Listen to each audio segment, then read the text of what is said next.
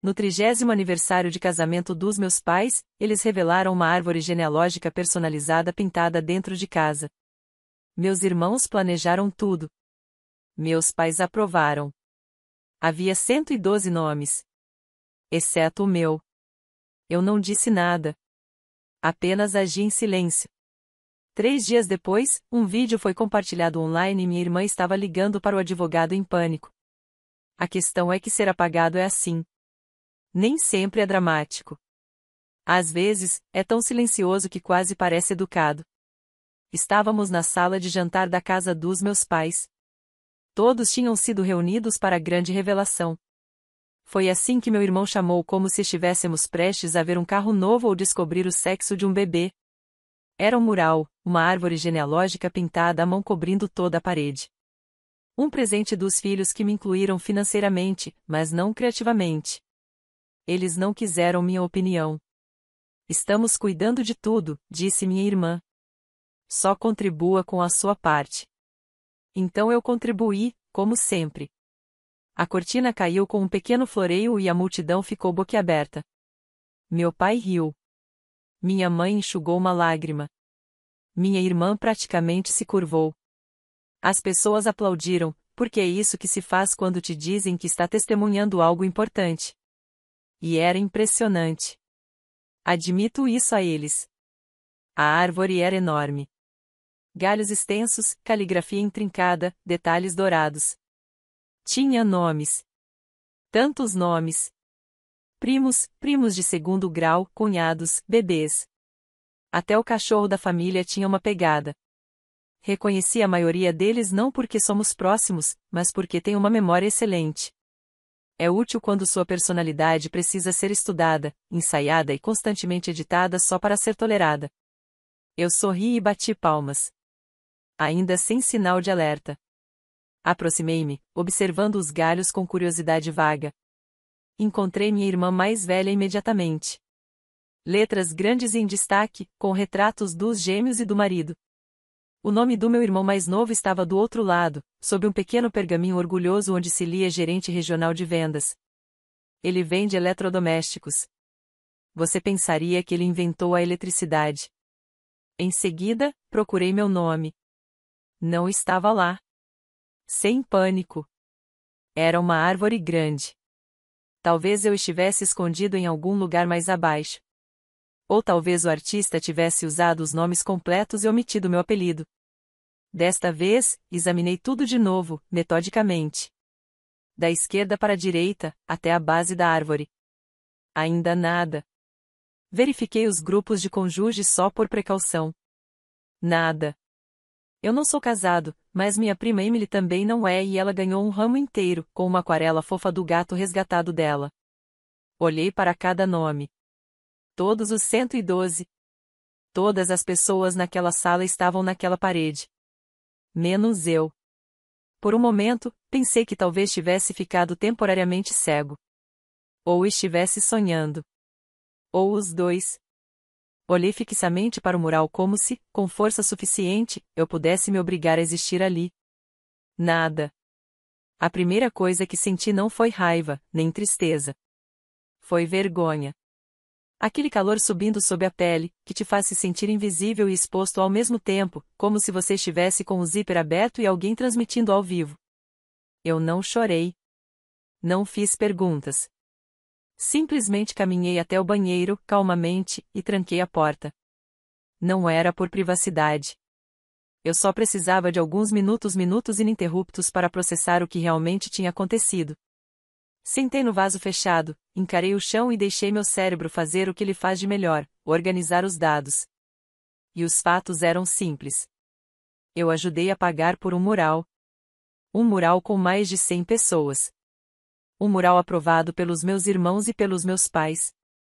E, durante todo esse processo semanas, talvez meses de planejamento ninguém pensou em me incluir. Ou pensaram, e decidiram não fazer isso. Essa era a parte que mais doía, a intencionalidade. Não foi um descuido. Descuidos não sobrevivem a 4 transferências bancárias, um depósito e uma parede inteira. Depois de um tempo, percebi que estava ali há quase meia hora. Ninguém bateu na porta. Ninguém mandou mensagem. Ninguém sequer notou que eu tinha saído.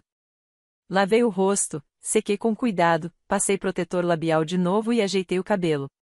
Quando abri a porta e voltei à sala de jantar, o mural ainda era a grande estrela. As pessoas tiravam selfies na frente dele agora, apontando seus nomes como se tivessem acabado de ganhar um prêmio. Minha mãe estava perto da mesa de bebidas. Fui até lá, sorrindo como se nada tivesse acontecido. Oi, falei, casualmente. Ela pareceu animada. Oi, querida. Você não acha que está faltando alguma coisa no mural? Ela franziu o senho, confusa. Sinto falta de alguém, continuei, ainda sorrindo. Quem? De mim? O rosto dela quase não se alterou. Só um piscar de olhos. Uma pausa curta, meio segundo. Ah, isso, disse ela, ajeitando uma pilha de guardanapos. Bem, nós achamos que você não iria querer participar. Você nunca gostou muito desse tipo de coisa. Legado, eu disse. Você sabe o que eu quero dizer. Atrás dela, meu pai bufou. Imaginamos que você fosse chamar isso de sentimentalismo bobo, que reviraria os olhos. Assenti, só uma vez. E foi tudo. Eles sabiam que tinham visto a versão final. Eles aprovaram. E estavam bem com isso. Confortáveis, até. Então eu não disse mais nada. Simplesmente me virei, caminhei até a porta da frente e fui embora. Ninguém me deteve. Ninguém me seguiu. Entrei no carro, liguei o motor e dirigi. Não fui para casa. Ainda não. Tinha coisas para fazer. Coisas silenciosas, cuidadosas. E uma pasta muito bem organizada que eu não abria fazia tempo. Naquela noite, não falei nada.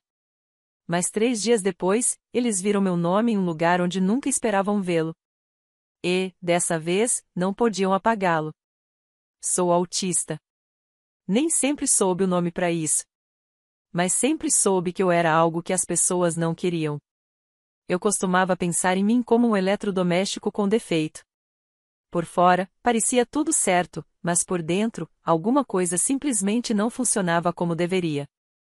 Eu não sabia exatamente qual parte estava errada, só percebia pelas reações, gente me olhando estranho como se eu tivesse dito algo fora do lugar, rindo quando eu estava sendo séria, ou ficando em silêncio como se eu tivesse quebrado alguma regra invisível.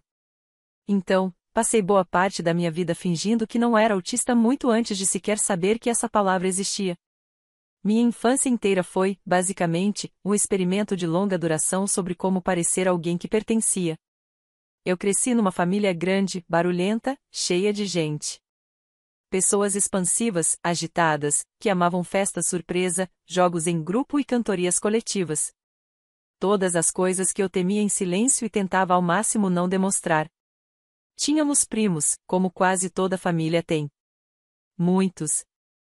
Tantos que pareciam plantas de casa, estão em todo canto, apertados no mesmo ambiente, e é impossível lembrar o nome de todos. Era para parecer uma comunidade. Mas, para mim, nunca foi. Desde os 5 anos eu sabia, eu era o tipo errado de diferente.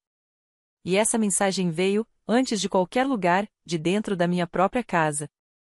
Uma das minhas primeiras lembranças foi de quando contei para minha tia que o corte de cabelo novo dela estava torto. Eu achava que estava ajudando. Ela perguntou o que eu achava, e eu respondi direto como me ensinaram a fazer. Nem pensei muito naquilo. Até minha mãe me puxar de lado e dizer que eu tinha sido rude, vergonhosa e ingrata. Aí meu pai entrou na conversa e disse que eu precisava aprender a ter tato, senão nunca teria amigos. Fiquei de castigo por 2 semanas. Por causa de um corte de cabelo. 6 meses depois, meu irmão disse para a mesma tia que ela parecia um cachorro pastor rosa. Todo mundo riu. E assim era sempre. Meus irmãos, Jake e Elise, eram os filhos modelo. Sociáveis, expressivos, sempre em movimento. Elise, em especial, podia dizer ou fazer praticamente qualquer coisa e era considerada adorável. Teve uma vez em que repeti uma frase exata que ela usou numa conversa em grupo. Na hora, me olharam torto e disseram que eu estava me esforçando demais. O que era verdade, mas não da forma como eles pensavam. Eu estava tentando descobrir como existir perto deles sem ser corrigida, ridicularizada ou ignorada. Jake costumava latir para mim quando eu entrava numa sala, só para ver se eu me assustava. Elise imitava minha voz num tom esganiçado, dizendo coisas como: tecnicamente, isso não está certo. Tudo porque eu corrigia quando diziam coisas erradas. Como uma criança normal, que se importa com os fatos. Meus pais viam. Eles também riam. Você tem que admitir, Joana, você realmente parece assim.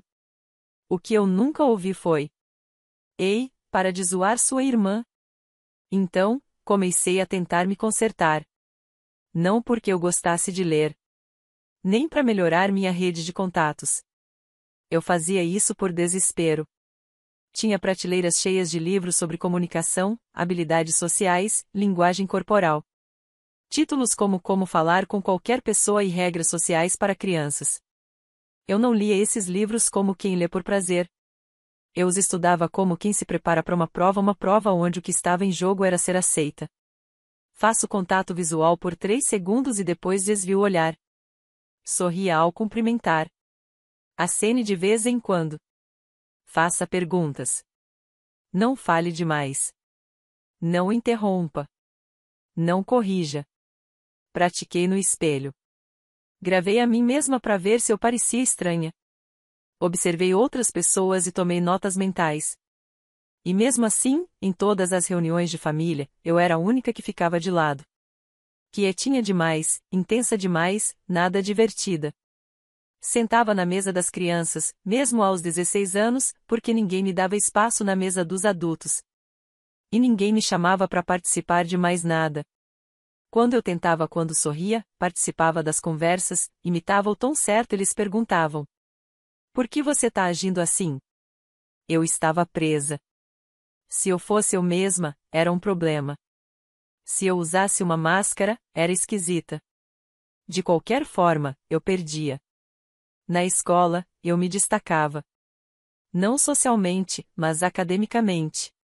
A ciência fazia sentido. A programação fazia sentido. Células, lógica e algoritmos não se importam se você faz uma careta esquisita. Ou funcionam, ou não funcionam. Consegui uma bolsa integral para estudar biologia e ciência da computação na universidade. Fiz doutorado, comecei a dar aula meio período e trabalhar com pesquisa. Hoje, ganho mais do que qualquer outra pessoa da minha família.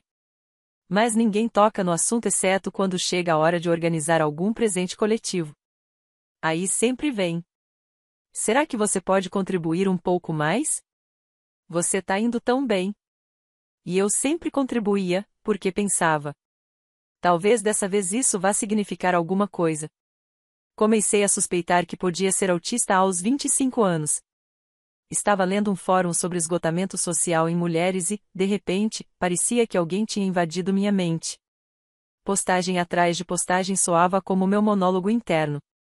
Mulheres falando sobre mascarar, sobre nunca se sentirem naturais, sobre terem que estudar para conseguir socializar, sobre ficarem exaustas depois de uma simples festa de aniversário. Eu não me senti vista.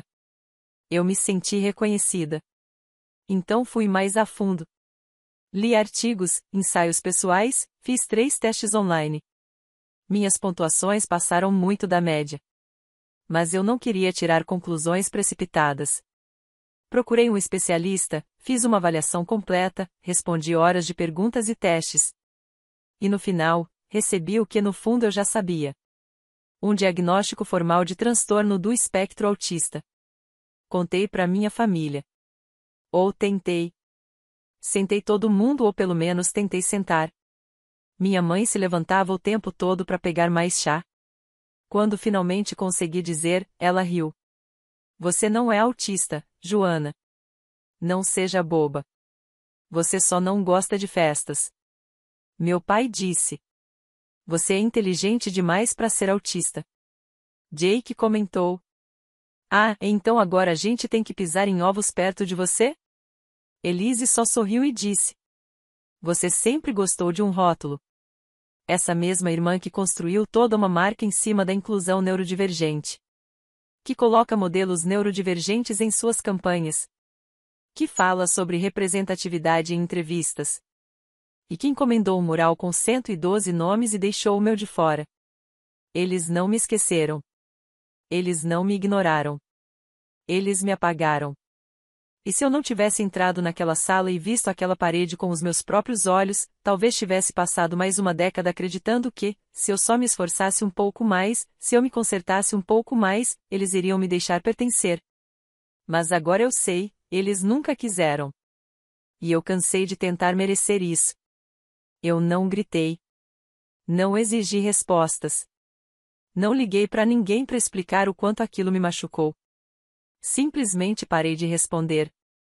Nada de sair dramaticamente do grupo. Sem última palavra. Silenciei o grupo da família, arquivei as conversas, desliguei as confirmações de leitura. E então me desconectei da máquina que eu vinha alimentando a vida inteira. A primeira coisa que cortei foi o dinheiro. Não de uma vez só. Não era uma punição. Eu só tinha terminado. Cancelei a transferência automática que cobria parte do IPTU dos meus pais, aquela que eles nunca mencionaram, mas claramente contavam com ela. Retirei minha contribuição do fundo para eventos familiares, que tinha começado como algo coletivo, mas aos poucos virou. Joana paga o que a gente esqueceu. Recusei o pedido da Elise no Vemo pelos arranjos florais que ela já tinha encomendado em nosso nome. Parei de pagar por pessoas que achavam que eu não pertencia a elas. Ninguém percebeu na primeira semana. Fiquei observando em silêncio enquanto o grupo fervilhava com fotos filtradas da festa e elogios animados depois do evento. Então alguém mencionou o depósito que estava faltando pro aniversário da filha da nossa prima Lily. Jake, alguém cobriu a parte da Joana? Silêncio. Elise, acho que ela só esqueceu. Será que algum de vocês pode falar com ela? Ela deve estar sobrecarregada de novo. Sobrecarregada. Era a palavra preferida deles para mim. Não autista, não excluída, não ferida. Só, sobrecarregada. Como se eu tivesse tropeçado na minha própria sombra. De novo. Alguns dias depois, recebi uma mensagem de voz da Elise. Ouvi uma vez. Depois de novo. Só para confirmar que eu não tinha imaginado o tom. Ei, sei que as coisas estão meio estranhas, mas só queria saber como você tá. A gente sentiu muito a sua falta depois da festa. Sei que você anda sensível ultimamente, mas sabe que te amamos, né? Tipo, obviamente você é importante pra família. Enfim, me avisa se estiver tudo bem. Ah, e se você puder mandar sua parte pro presente da Lily ainda hoje, seria ótimo. Sem pressão. Não respondi. Na manhã seguinte, acordei com uma fatura encaminhada e um e-mail passivo-agressivo da assistente da Lisa. Apaguei. Aí veio a culpa. Minha mãe deixou uma mensagem de voz tentando parecer calma, mas com aquela voz cantada e ansiosa que ela sempre usava quando as coisas estavam à beira do colapso. Joana, querida, não sei o que está acontecendo, mas isso não é típico de você. Você sempre foi tão generosa, tão confiável. Sei que o mural foi complicado, mas a gente só queria fazer algo especial. Não foi para te magoar. Por favor, não deixe isso estragar toda a dinâmica familiar. Toda a dinâmica familiar. Foi assim que ela chamou. Não o que fizeram comigo, só a minha reação. Eles não entendiam porque não queriam entender. Eles me ridicularizaram, zombaram de mim quando eu trouxe isso à tona. E agora estavam confusos. Eu não queria mais ser a doadora silenciosa. Não era raiva. Não mais. Eu só não estava disponível. Eu tinha energia de novo. Daquela que aparece quando você para de despejar seu valor em pessoas que só te enxergam como um recurso. Mais ou menos na mesma época, recebi um e-mail de um organizador de conferência. Uma das palestrantes principais havia cancelado de última hora uma cúpula sobre neurodivergência e saúde mental. Alguém tinha lido um post do meu blog que escrevi meses antes, sobre mulheres autistas com uso intenso de máscaras no meio acadêmico. Me perguntaram se eu toparia falar. Na hora, quase deletei o e-mail. Eu não sou palestrante. Pelo menos, não naturalmente. Mas aí pensei, talvez seja exatamente esse o ponto. Então aceitei. Passei uma semana escrevendo a palestra. Não ensaiando, só escrevendo. Com honestidade. Comecei contando a história de uma garota que sempre levava cupcakes extras para as festas. Pagava a pizza.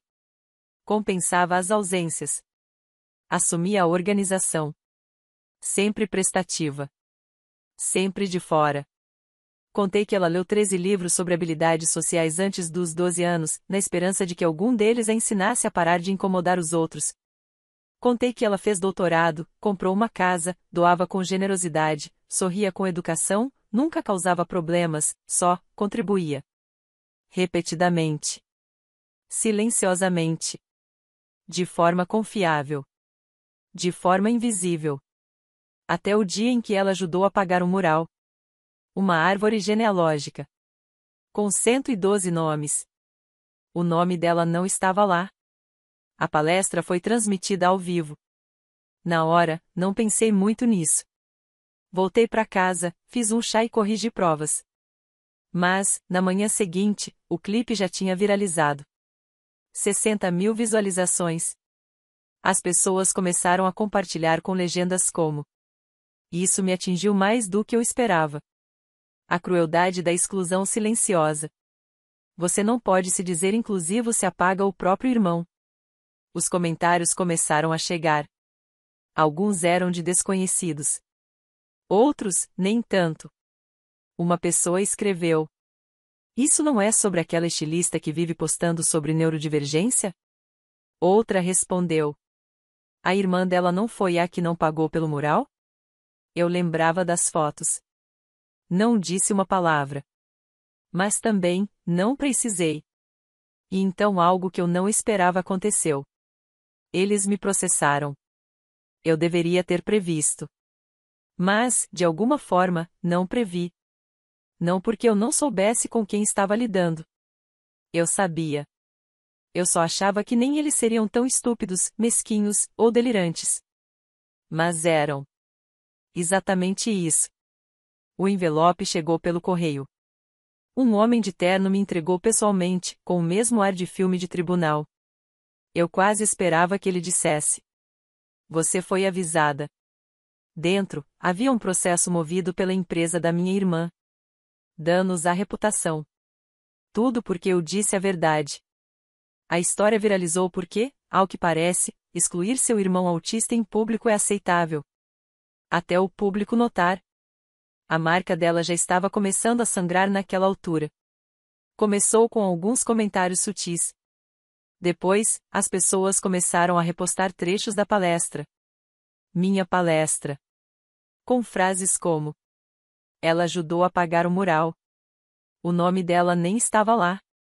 Engraçado como certas marcas ou inclusivas ou só incluem quem faz elas parecerem bem. 112 nomes. Não o dela.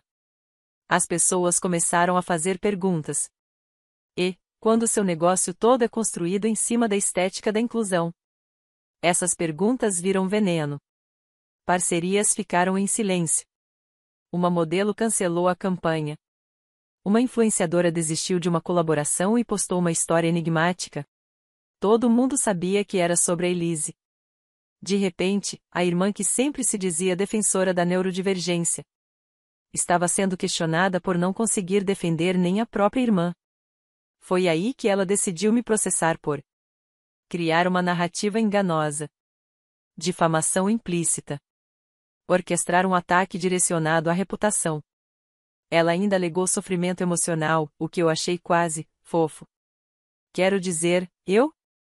Orquestrando um ataque? Por favor. Eu mal consigo organizar meu armário de temperos sem fazer pausas. Contratei uma advogada. Boa. Competente. Ela me perguntou: "Você mencionou o nome da sua irmã na palestra?" Não. Você identificou a empresa dela? Não. Você mentiu sobre alguma coisa? Não.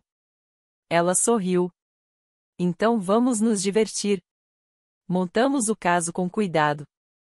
Apresentei o comprovante da transferência bancária, mostrando que paguei 1/3 do mural. Capturas do grupo de mensagens onde disseram que já estava tudo sob controle. A lista de convidados. 112 nomes. Todos na parede. Menos eu. Uma foto em alta resolução do mural, com os nomes marcados como celebrados. E um e-mail da assistente da Elise dizendo: deixamos a Joana de fora. A Elise achou que seria mais simples. Mais simples. Como remover um tumor. O julgamento não demorou muito. Elise apareceu parecendo que estava fazendo teste para interpretar a mulher injustiçada versão CEO. Terno bege. Sem maquiagem. Sem contato visual. Meus pais se sentaram atrás dela. Ambos com aquela cara de: não sabemos o que está acontecendo, mas apoiamos nossa filha. Foi estranho vê-los ali, naquele ambiente. Talvez porque, num tribunal, existem regras. Existem consequências. Minha advogada me pediu para contar a história. E eu contei. Contei como ajudei financeiramente. Como não fui incluída no planejamento. Como meu nome não estava no mural. Como minha irmã construiu uma marca baseada numa identidade que ela pagou dentro da própria família. Falei com clareza. Com calma. Eu tinha praticado. Não olhei para Elise. Não precisava. A foto do mural apareceu numa tela. O juiz franziu o senho. Biscoito de quem? Ele perguntou. Nosso cachorro. De família, eu disse. Falecido. Sim. Morreu em 2020. O juiz olhou para mim. Depois para a imagem. Seu nome não está lá. Não, eu respondi. Não está.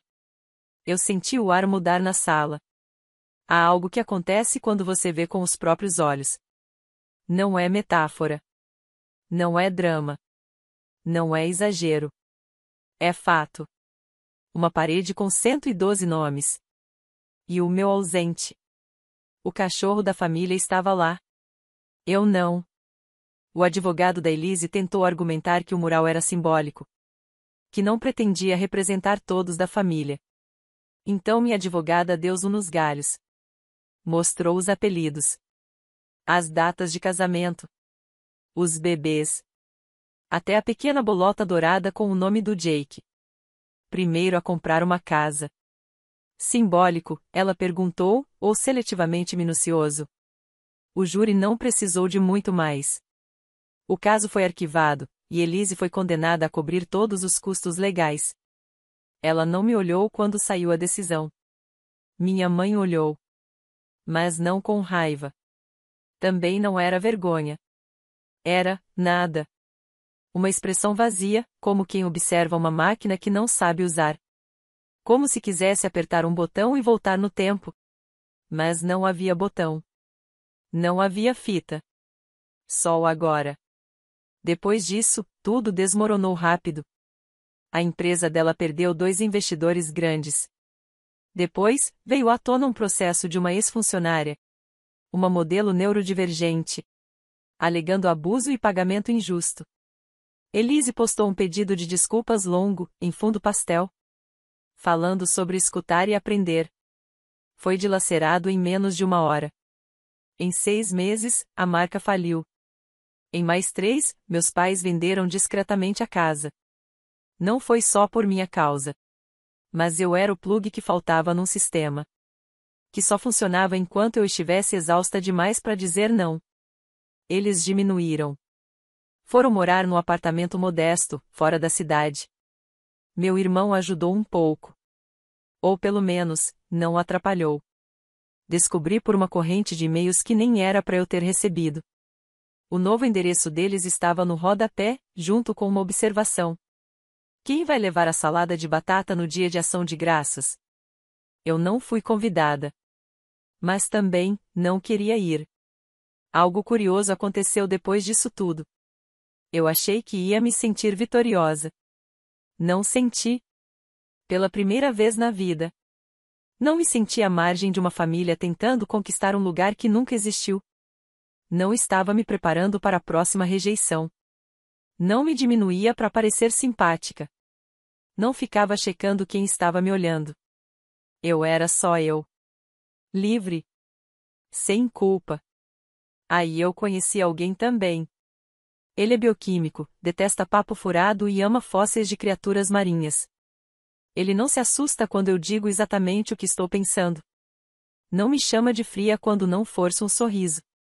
Não tenta me consertar quando estou sobrecarregada. Ele só pergunta: você quer silêncio ou companhia? Às vezes, a gente fica em silêncio total por horas. E é a música mais alta que já escutei. Eu costumava pensar que, se eu fizesse tudo certo, se eu fosse gentil bastante, prestativa o suficiente, educada ao extremo, minha família finalmente me enxergaria. Mas agora eu sei. Não preciso ser vista por quem só me olhava quando eu era útil. Eu me vejo. E isso basta. Já faz alguns anos. Fiz terapia.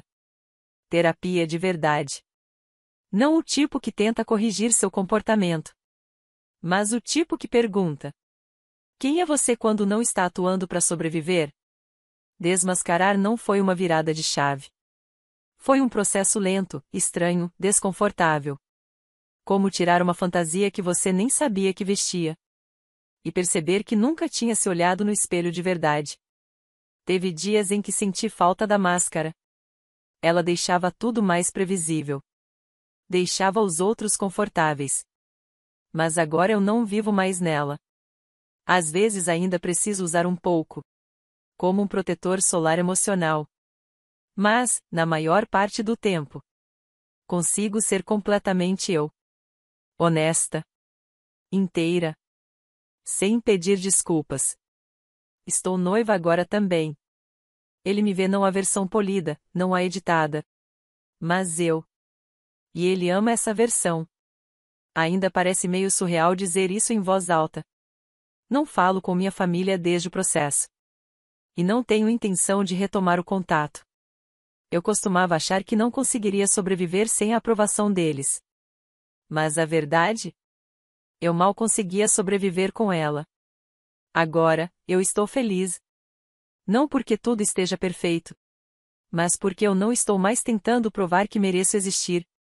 Então, às vezes eu me pergunto: será que fiz a coisa certa? Será que fui longe demais? Ou será que, finalmente, fui longe o suficiente? Me conta nos comentários. E, se quiser ouvir mais histórias como essa, se inscreve aqui.